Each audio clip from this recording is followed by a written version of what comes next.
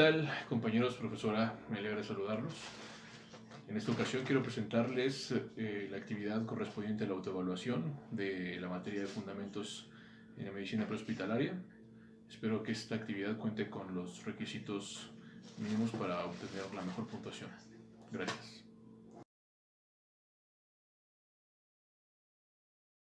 Pues según los datos epidemiológicos del Centro Regulador de Urgencias, los traumatismos provocados por colisiones vehiculares siguen siendo el primer lugar en el caso de atenciones en mi región.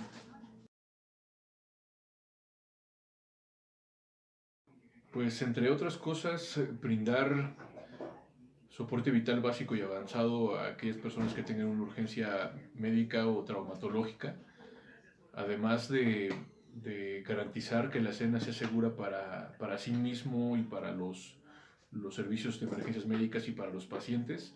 Entre otras cosas, cada vez se amplía más el área de responsabilidad de los técnicos superiores universitarios en urgencias médicas.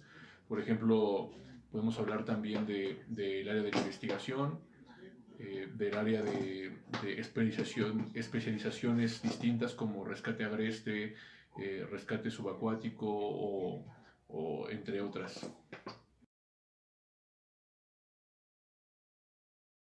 Es el conjunto de reglas de comportamiento, de valores, de principios, los cuales rigen la práctica prehospitalaria en términos generales, ¿no? Podemos hablar del principismo de la atención prehospitalaria, que tiene que ver con la beneficencia, la no maleficencia y el principio también de autonomía de los pacientes, que los pacientes puedan determinar acerca de las intervenciones que van a recibir.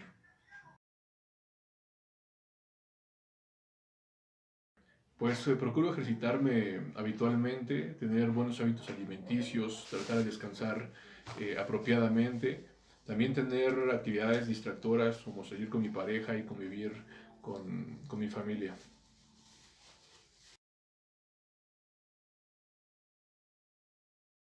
Pues según la norma oficial mexicana 034, esta norma que regula la práctica prehospitalaria, se pueden contar con tres tipos de ambulancia: las ambulancias de urgencias básicas, ambulancias de urgencias avanzadas y las ambulancias de cuidados críticos. También podemos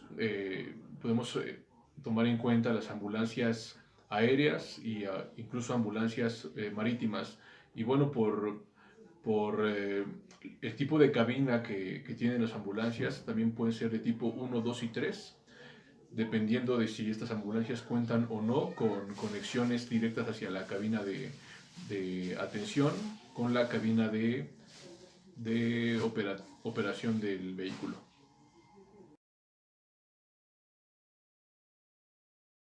Según la Ley General de Salud, se considera una urgencia aquel problema médico quirúrgico agudo que ponga en riesgo la vida, la función de alguno de los órganos de cualquier persona.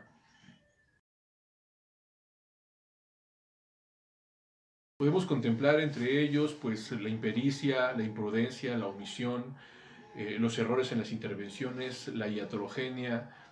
Podemos también considerar la negligencia, entre otras.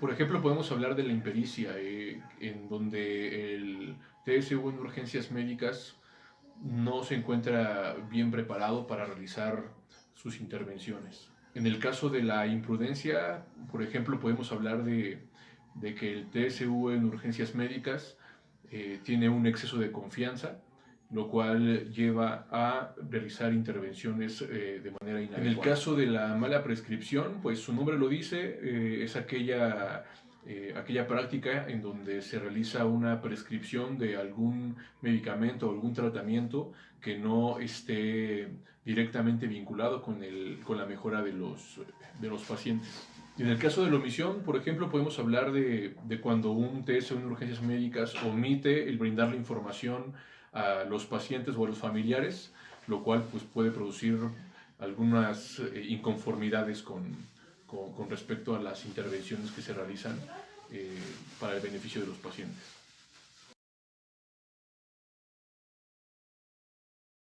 Pues es un sistema coordinado de múltiples personas que están implicadas en la atención de emergencias, en donde se lleva a cabo la administración eficiente de los recursos, recursos materiales, recursos humanos y el tiempo también como recurso muy importante. Y algunas de las funciones que podemos mencionar pues es la atención prehospitalaria de los pacientes en urgencias, la atención en escenarios con múltiples víctimas y la atención de desastres.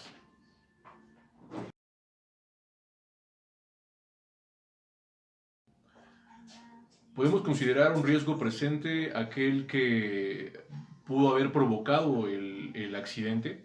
Un riesgo presente, por ejemplo, podemos hablar de una colisión vehicular en donde el riesgo presente es los vehículos impactados. Y un riesgo potencial es aquel que puede incrementar el accidente una vez que el servicio de emergencias médicas está ingresando al escenario. Puede ser, por ejemplo, en el mismo ejemplo de la colisión vehicular, el tránsito, cuando no se ha controlado, incrementa el riesgo de potencializar el accidente. Así podemos diferenciar entre un riesgo potencial y un riesgo presente.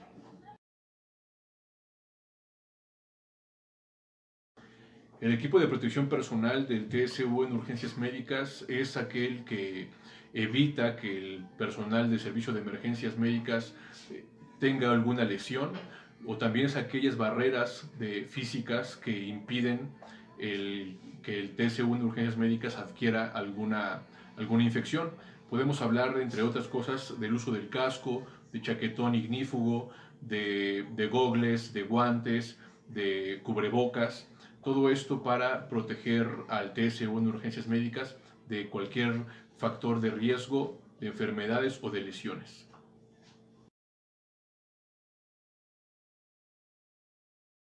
Los pasos del proceso de atención del servicio médico de emergencia son la preparación, el acceso al sistema a través de las llamadas al 911, la alarma y el despacho de las ambulancias hacia el lugar en donde ocurrió el siniestro.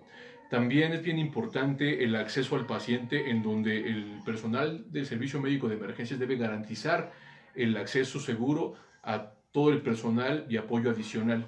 También es bien importante la atención al paciente de forma adecuada y de forma eficiente, correspondiente al estado clínico del paciente, el transporte del paciente hacia el centro hospitalario adecuado y, muy bien importante también, entregar al paciente de forma eficiente con comunicación directa y asertiva con el personal médico y la documentación, teniendo herramientas como el FRAP, como una de estas herramientas en donde se hace muy eficiente la comunicación entre el personal prehospitalario e intrahospitalario.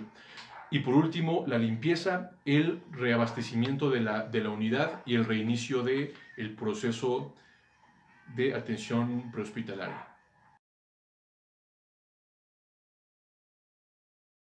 Los criterios importantes para determinar el traslado del paciente corresponden al estado clínico del paciente. Si el paciente es un paciente de urgencias de la primera, segunda o tercera clasificación, el mecanismo de lesión, si el paciente corresponde a un paciente traumatológico o un paciente clínico, y las intervenciones que se deben realizar para poder estabilizar al paciente de forma definitiva.